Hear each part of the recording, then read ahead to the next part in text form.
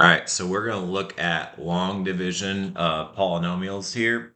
And so whenever you do long division, the first thing you want to do is you want to write this polynomial here from highest degree to lowest degree, okay?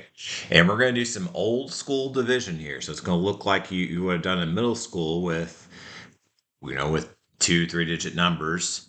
And you're going to put what you're dividing by here on the outside,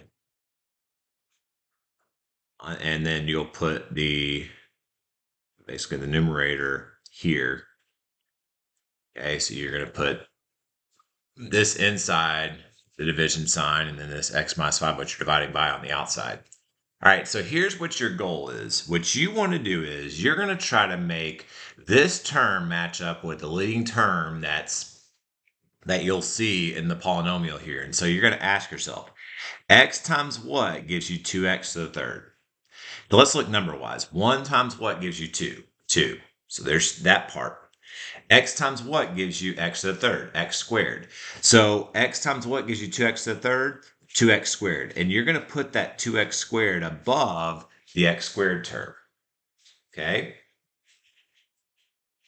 Next, you're going to multiply each of these terms by this. So 1x times 2x squared, 2x to the third, and write that down here. Negative 5 times 2x squared would be negative 10x squared. And what you're going to do is you're going to subtract what you multiply these two, the product of these two terms and this term, you're going to subtract that from this, okay?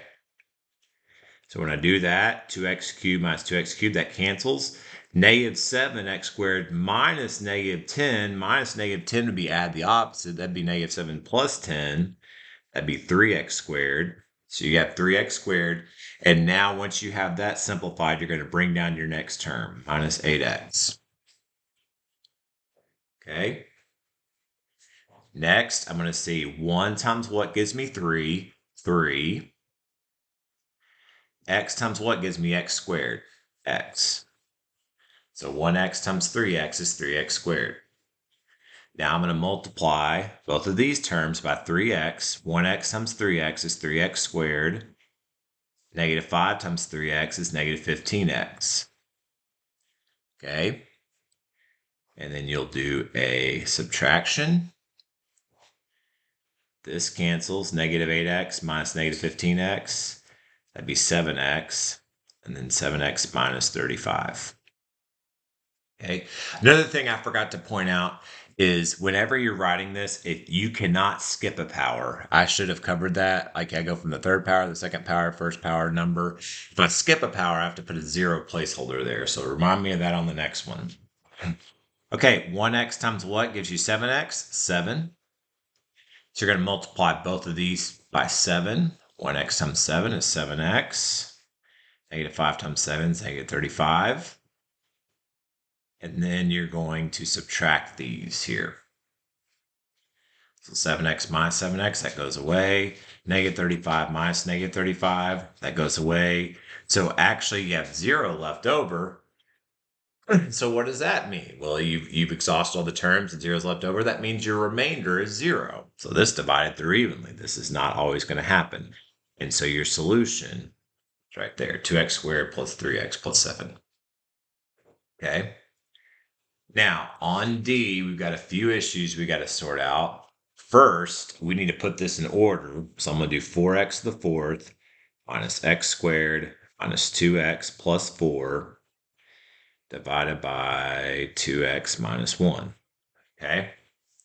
Next, we're going to set up the division here. So I've got 2x minus 1.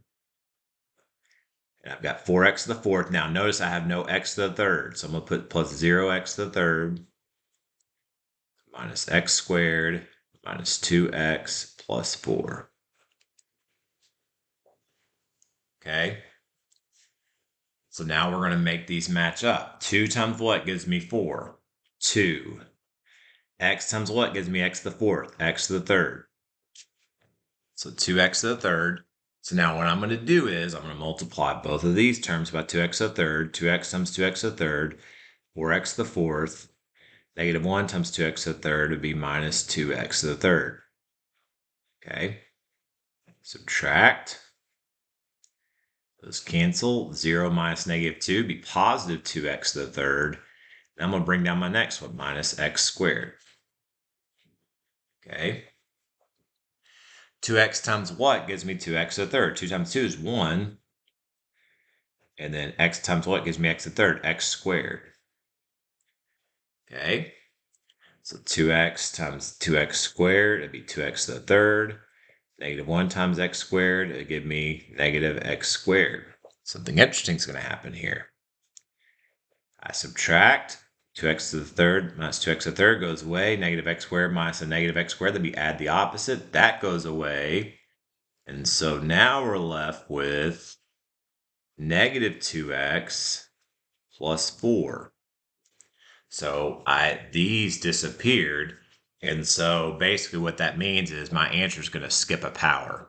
Okay, we're going to skip a power in our answer because we had 2 disappear and we still had some terms remaining. We'll talk about that in a moment. 2x times what gives you negative 2x? Negative 1. I'm going to multiply both these by negative 1. And so 2x times be negative 2x. Negative 1 times negative 1 be positive 1. So I'm going to subtract. That cancels. 4 minus 1 is 3. So now this time I have a remainder of 3. So this is your remainder. So how do I express the remainder? Well, it's positive, so I'm going to write plus. I'm going to put 3 divided by what you were dividing by originally, 2x minus 1. I don't know why I put 2x plus 1. So it'd be 3 divided by what we were dividing by originally. So you put your remainder divided by what you divided by originally here. Okay, and so that is your answer.